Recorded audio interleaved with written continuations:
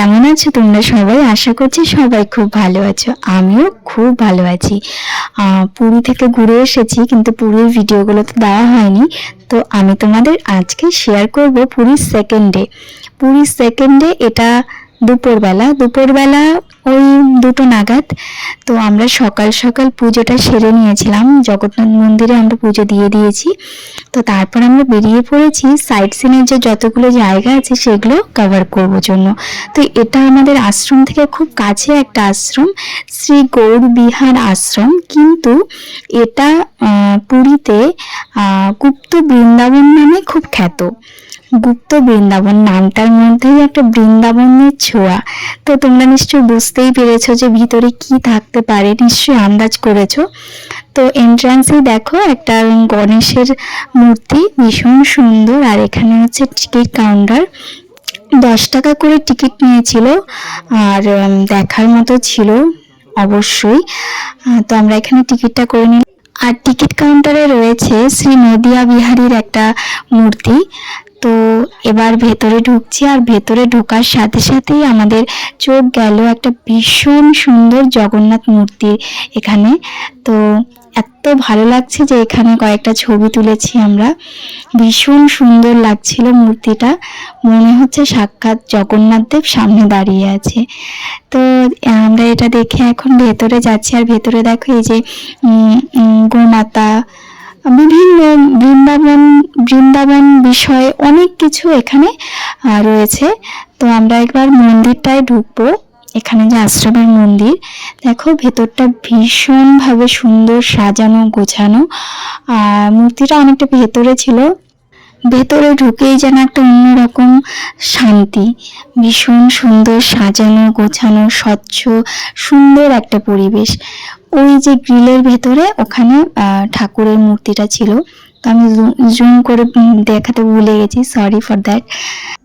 আর মন্দিরের ওপরটায় দেখো এরকম সুন্দর বিভিন্ন বৃন্দাবনের দৃশ্য, রাসলীলা, তারপর স্নানের দৃশ্য, এরকম অনেক দৃশ্যের ছবি ছিল।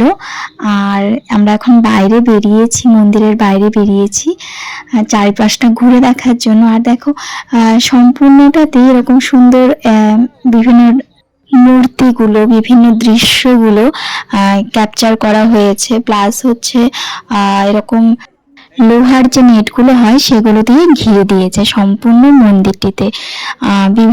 বিভিন্ন স্থানে বিভিন্ন রকম মূর্তি আছে, আর সেগুলো সম্পূর্ণটা এভাবে ঘেরা, যাতে কাছে গিয়ে কেউ টাচ না করতে পারে বা দূর থেকে যাতে ভালো করে দেখা যায় আর কি। আর এখানে দেখো একটা সুন্দর লক্ষ্মীর মূর্তি, উপরে একটা ময়ূর করা। আর এখানে শ্রী চৈতন্য মহাপ্রভুর যে ষড়ভুজের যে মূর্তি, ভীষণ সুন্দর, আমার ভীষণ ভালো লেগেছে। তো আমি কয়েকটা ক্লিপ নিয়ে রেখেছি। এটা সচরাচর সবখানে দেখা যায় না, ইভেন আমিও ফার্স্ট টাইম দেখলাম, ভীষণ ভালো লেগেছে। এখানেও একটা মহাপ্রভুর মূর্তি হচ্ছে, কাজ চলছে আসলে। আর নিচটাতে এরকম করা।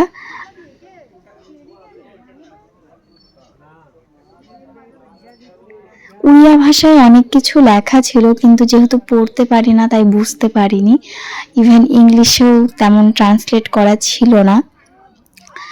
বিভিন্ন জায়গায় বিভিন্ন রকম দৃশ্য তুলে ধরা হয়েছে।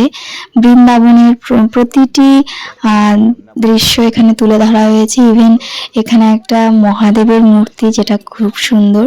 আর এখানে রাধা গোবিন্দের একটা মূর্তি, সাথে রয়েছে এখানে বজরংবলীর একটা মূর্তি, খুব সুন্দর, অনেক বড় এটা, যদিও ক্যামেরায় বোঝা যাচ্ছে কিনা জানি না, ভীষণ বড় এটা।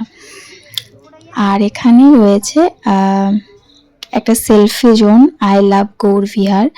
তো আমি একটু দূরে যাচ্ছিলাম, এখানে দেখলাম খুব সুন্দর একটা নৌকা বিহারের একটা দৃশ্য। দেখো রাধা কৃষ্ণ সাথে সখীরা, পাশাপাশি রয়েছে কালিয়া দমনের যে দৃশ্যটি সেটাও রয়েছে। ভিডিওটি কেমন লাগলো অবশ্যই তোমরা জানিও। দেখা হচ্ছে নেক্সট ডেস্টিনেশন স্পটে। Tata, by.